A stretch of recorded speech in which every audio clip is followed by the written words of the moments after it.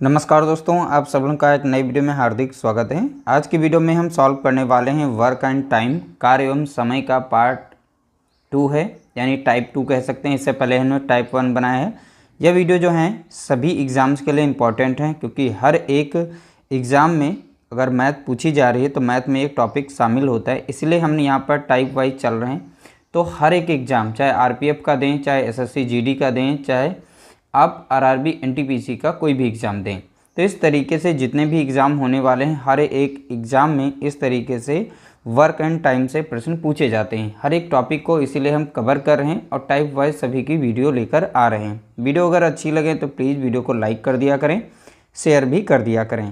पहला प्रश्न लिया गया, राम, श्याम और मोहन कोई काम क्रमशः 20 दिन, 25 दिन, 30 दिन में कर सकते हैं। तीनों ने मिलकर काम किया और 3700 रुपये परिश्रम के रूप में प्राप्त किया।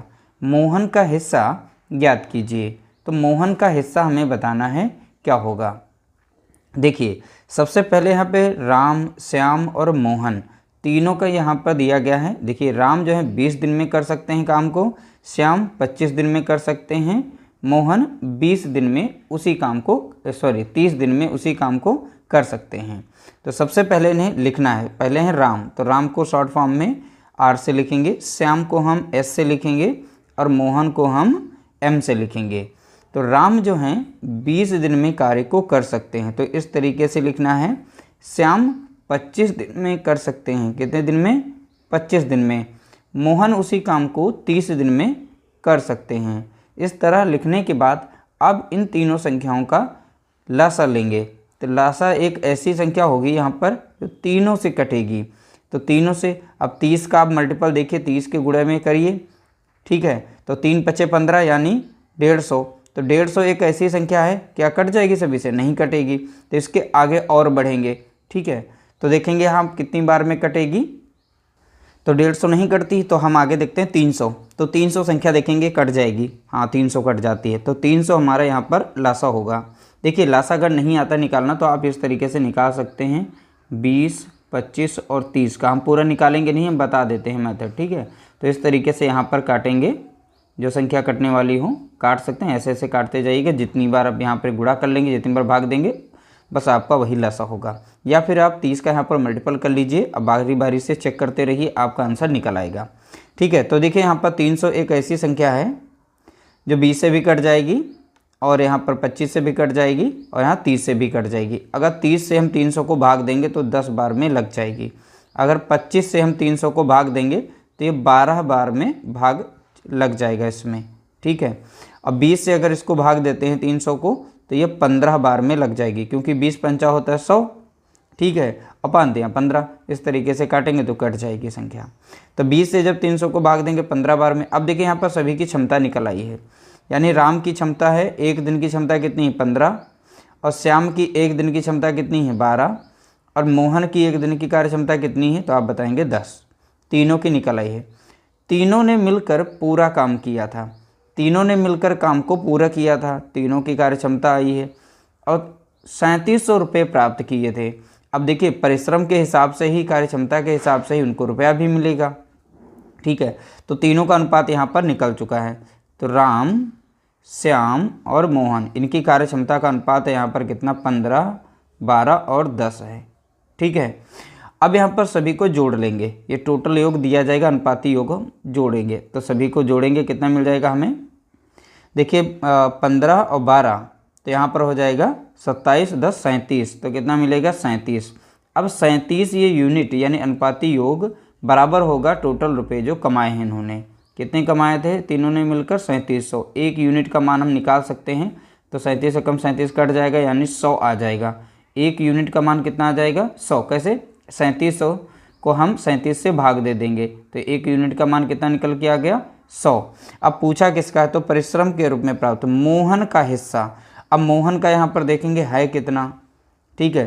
तो मोहन का अनुपात कितना है? 10। तो एक यूनिट का मान कितना? 100। तो यहाँ पर 100 से हम गुणा कर देंगे तो हमें कितना मिलेगा? 1000 मिलेगा। तो इसमें मोहन का हिस्सा जो था वो 1000 रुपये था। कितना था? 1000। अगर इसमें किसी का पूछ लेता, देखिए जैसे राम का पूछता, तो आप यहाँ 100 से गुणा कर देते, ठीक है। अगर यहाँ पर श्याम का पूछ लेता तो इसमें भी 100 से गुणा करते, क्योंकि 1 यूनिट का मान यहाँ पे 100 आया था। तो इस तरीके से यहाँ पर इनका बनता 1200 और इनका बन जाता यहाँ पर 1500। ठीक है। किसी का भी पूछता तो आप बहुत ही आसानी से इस तरीके से निकाल सकते हैं। बशर्ते क्वेश्चन को एक बार अच्छे से अगर समझ लेते हैं तो जितने भी क्वेश्चन होंगे सभी क्वेश्चन को बहुत ही आसानी से सॉल्व कर पाएंगे। अगला प्रश्न दिया, राकेश और सुरेश अलग अलग 10 दिन 15 दिन में एक काम कर सकते हैं। ये दोनों एक साथ काम करते हैं और 450 रुपये कमाते हों, तो बताइए सुरेश का हिस्सा क्या होगा। देखिए यहाँ पर हैं राकेश, तो राकेश इसे 10 दिन में कर सकते हैं, सुरेश इसे 15 दिन में कर सकते हैं। ठीक है। दोनों का यहाँ पर लेंगे लासा, तो लासा एक ऐसी संख्या यानी दोनों से कटे वो 30 मिलेगा हमें। ठीक है। 10 तियाँ 30, 10 से कट जाएगी, 15 दूनी 30 यानी 2 बार में। तो राकेश की एक दिन की क्षमता कितनी है 3, और यहाँ पर सुरेश की क्षमता कितनी निकल के आ गई है यहाँ पर 2। अब दोनों ने मिलकर काम पूरा किया और 450 रुपये कमाए, तो इनकी कार्य क्षमता को आपस में जोड़ लेंगे, तो 3 2 कितना हो गया 5।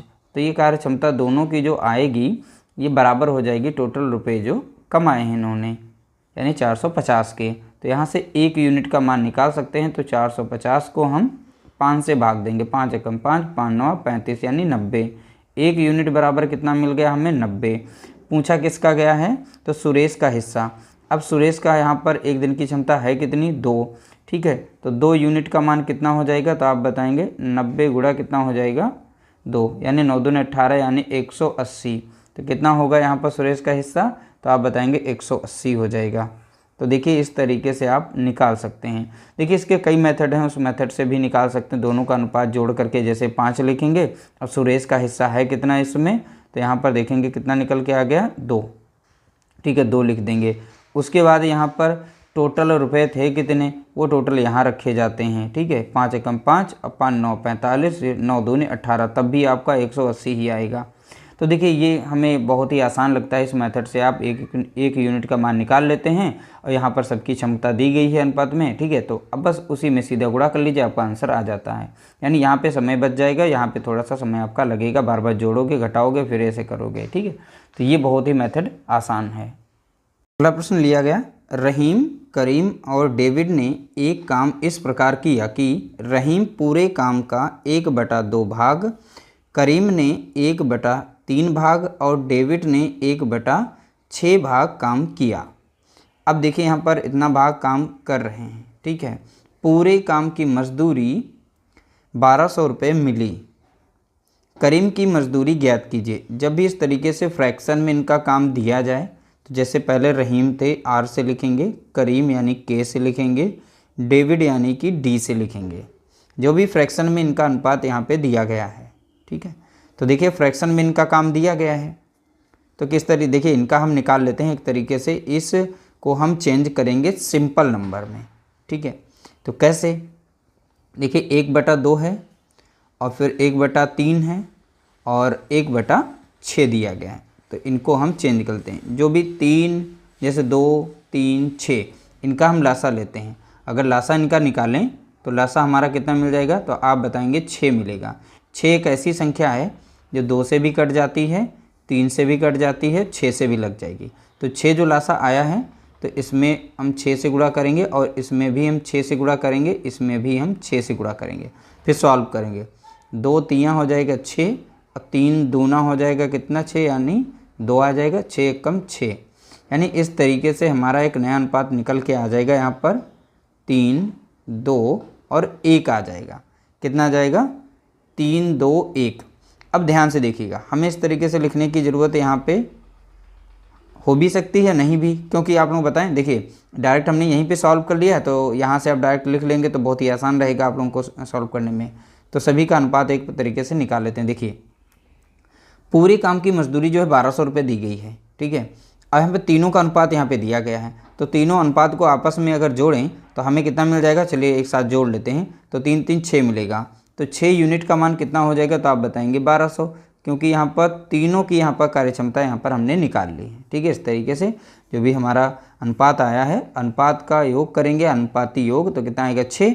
अब 6 से टोटल जो अनुपात आया था वो किसके बराबर है, 1200 के, क्योंकि टोटल वो रुपए कितने कमा रहे हैं, 1200 रुपये। तो 1 यूनिट का मान हम यहाँ से निकाल सकते हैं, यानी 1200 को डिवाइड कर देंगे 6 से, 6 कम 6 कटेगा, 6 दूनी 12 यानी 200। 1 यूनिट बराबर कितना हो गया है, तो आप बताएंगे 200 हो गया है। ठीक है, करीम की मजदूरी, अब करीम का यहाँ पर है कितना अनुपात देखेंगे 2। ठीक है, तो 2 यूनिट का मान कितना, यानी 200 से गुणा कर दीजिए, यहाँ पर 2 दूनी कितना हो जाएगा 4, यानी 400 हो जाएगा। ठीक है, राइट आंसर क्या हो जाएगा 400। किसी का भी पूछ ले, चाहे यहाँ पर रहीम का पूछे तो 2 से, यानी 2 यूनिट, 1 यूनिट का मान 200 है तो 2 यूनिट का मान कितना होगा 400 होगा। 3 का पूछे तो 600 हो जाएगा, क्योंकि 3 से गुणा कर देंगे सीधा, तो यानी इसमें हम 200 से ही गुणा करते, 3 दूना 600 हो जाता। ठीक है, अगर किसी का पूछे तो आप इस तरीके से निकाल सकते हैं। अगला प्रश्न लिया, ए ने किसी काम का 1/3 भाग, बी ने 2/5 भाग तथा सी ने शेष काम किया। शेष यानी बचा हुआ जो काम था फ्रैक्शन में सी ने कंप्लीट किया। आप सी के जरा देखेंगे कितना काम बचा हुआ था। पूरे काम की मजदूरी 1350 रुपये मिली है, तो सी की मजदूरी ज्ञात कीजिए। देखिए, इसे सॉल्व करने से पहले हम यहाँ पर देखिए ए और बी का मान जो भाग दिया गया है, ठीक है, इतना दिया गया, और सी का बचा हुआ, मान लीजिए पूरा काम हमारा 1 था, उसमें से जो बचा हुआ कार्य है यहाँ पर जो दोनों कर रहे हैं, ए और बी के द्वारा किया जा रहा है, ए के द्वारा किया जा रहा है 1/3, दोनों को जोड़ेंगे। अब बी का जो काम है 2 बटा यहाँ पर कितना रहेगा 5 रहेगा।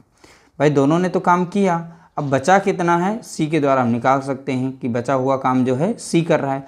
तो मान लेते हैं पूरा काम हमारा 1 था, उसमें से फ्रैक्शन में इन दोनों ने काम इतना कर लिया, तो दोनों का काम प्लस करेंगे और टोटल 1 में से घटा देंगे, तो बचा हुआ जो कार्य है वो निकल आएगा, वो सी का होगा। ठीक है, तो देखिए इसको सॉल्व करने से पहले आप लोग यहाँ पर डायरेक्टली इनका गुणा कर लेंगे सीधा सीधा।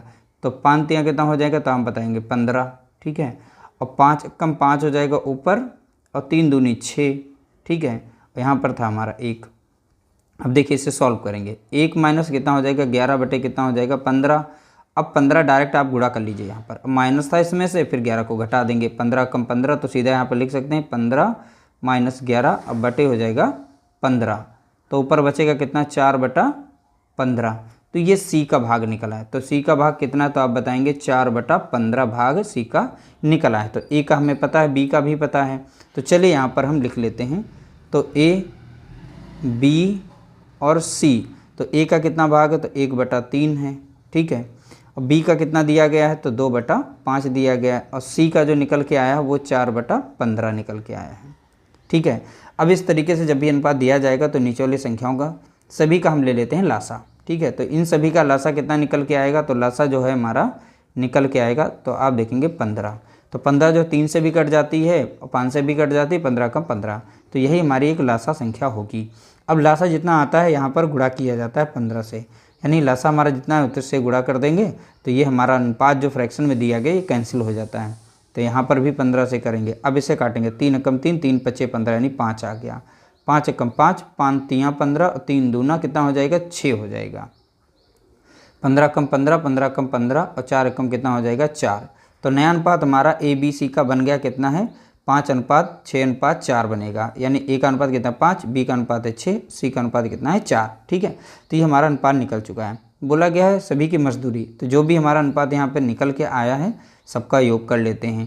तो यहाँ पर 6 4 10 5 15, तो 15 यूनिट बराबर किसके हो जाएगा, टोटल रुपए जो उन्होंने कमाए हैं। ठीक है, 1350। 1 यूनिट का मान हम निकाल सकते हैं, तो 1350 को डिवाइड कर देंगे 15 से। ठीक है, तो 5 से कट जाएगा, और 15 से वैसे भी कट जाता है, 15 9 135, 15 कम 15, 15 9 लगा देंगे 135 कट जाएगा। ठीक है, तो यानी 1 यूनिट बराबर कितना आ गया, तो आप देखेंगे यहाँ पर हमें 90 मिला है।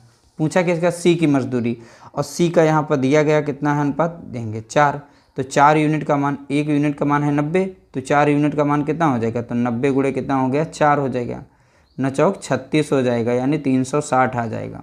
तो 360 ही इसका राइट आंसर होगा, यानी ऑप्शन सी हमारा यहाँ पर करेक्ट आंसर दिया गया है। तो इस तरीके से आप आंसर निकाल सकते हैं। तो टोटल हमने 4 प्रश्न सॉल्व किए, और सभी के सभी प्रश्न जो है मोस्ट इंपॉर्टेंट थे, ध्यान रखिएगा। और वीडियो अगर अच्छा लगा तो लाइक कर देना, शेयर कर देना।